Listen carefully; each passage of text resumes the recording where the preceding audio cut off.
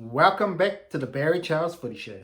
This episode, we're going to talk about Gold Coast Titans season review in 2023 and what a season it was for a Gold Coast fan with David Fifita, Tino absolutely flying, Jayden Campbell's become a revelation, and so much more.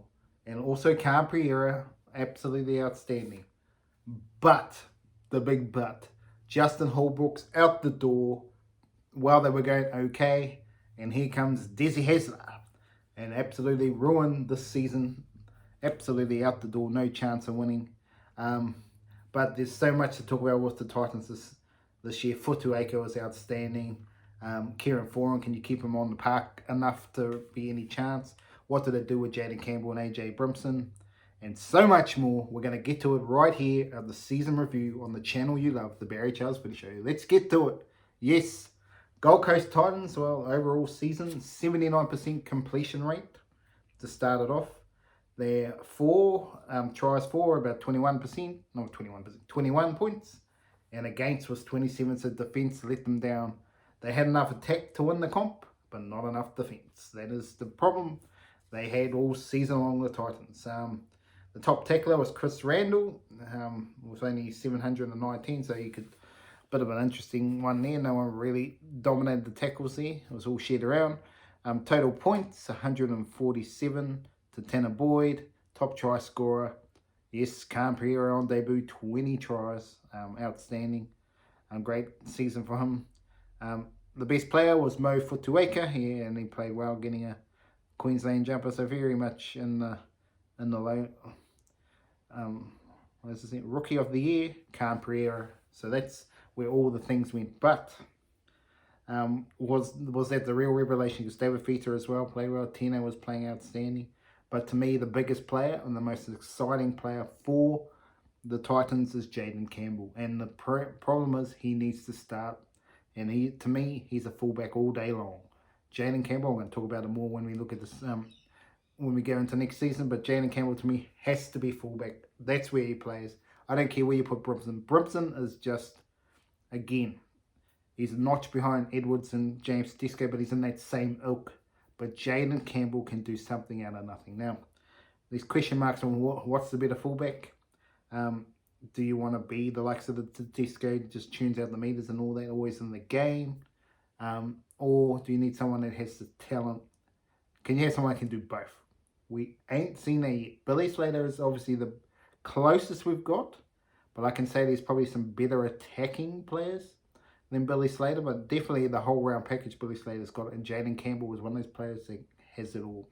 The ball playing, everything. He has the opportunity to be a superstar. Reece Walsh as well is in that same ilk. They have the chance to be something absolutely freakish. They've got to do it season in, season out. And that's the problem they're having. The likes of Latrell Mitchell can't do it season in, season out. And injuries plagued. Question marks over his fitness. Is he really fit enough? But that's, and we'll get to that in the Rabbitoh story. But back to the Titans. Yeah, Jayden Campbell and me just has to start. AJ Brimson, you just put him somewhere else. But the biggest, one of the biggest starting points at the start of the season for the Titans was their tale of two halves. One half they'll be brilliant. The second half they'll be absolutely shocking, and they would reverse the role. They could be out by 20 points and then they'll give up 20 something points in the second half and lose the game, and vice versa. So that was a bit of an itchy head moment, and that's probably what sealed Justin Holbrook's fate. Now, did he deserve to get sacked? Well, if you look at the start of the season, they won 5 out of their first 9. But after that, they just lost the plot. They just and a lot of those games were only by 6 points or less too, which was interesting. So they were really in the hunt early on, but they very much lost their way in round 12, and after that it was just all over Red Rover for the Gold Coast Titans. Just not in the Hawks. Yeah, they just really fell away. But yeah, what they do, they didn't use Aaron Shoup much, Ken Mamolo, these players didn't get used much. Are they going to get used much in the future? They're on their way out. Yeah, just a few interesting points. Obviously, Sam Veeral's been injured most of the season, did not help. So they need him fully fit Kieran Foran again, but in and out. He still played quite a few games, but he was still having those odd games off, which doesn't help continuity, and they need him to stay on the park, obviously, if they want to continue to go from strength to strength. But yeah, ever since they let Fogarty go, it hasn't been good. Now, can Des Hasler get the best out of this team and find a way? I think they're still trying to push to get Ben Hunt there, but I don't know if that's going to happen, but I think that's what they're relying on. Otherwise, maybe AJ Brunson goes into the halves. I don't know. That's what they're going to have to look at. But to me, the season's a disappointment. Not a total disappointment, but to be fair, where they started the season, you'd have to argue that it was disappointing in the end. But yeah, losing the Bulldogs around 12, that was the catalyst for what ended up being pretty much the end, all she wrote sort of season for the Gold Coast Titans. But obviously, Moe Futuaka, who has been doing it for quite a few years now, so consistent. Fifita turned in a consistency. Can he back it up next season? Can Tino do it? Because this forward pack is up with the best. It's up with the Carrigans and the Penriths. The forward pack, with those three players, if they get the others around them, absolutely, this could be a gem of a sign. Des Hasler knows it, and that's why he's here. If he can get the best out of Campbell, if he can get the best out of the heart of the spine, he's going to figure out the best spine and stick with it. If he can get the best out of it, look out, this could be a real smoky for the premiership in 2023. Gold Coast Titans. Des Hasler doesn't muck around, and he really does get them going early. Obviously, JJ Fifita, a little bit in and out as well, but he had a pretty good season when he was playing. Obviously, Camparia's 20 tries is very good to see. But the Gold Coast, yes, to really put it blank, was just the Justin Holbrook thing really did put it down. They were still on the hunt then, but as soon as that happened, it was all over Red Rover. The way they just let him know, pretty much just blindsided him. See you later, mate. You're out the door. And he said, well, I'm out the door today. Thank you very much. He wasn't going to wait around, muck around, look like a fool.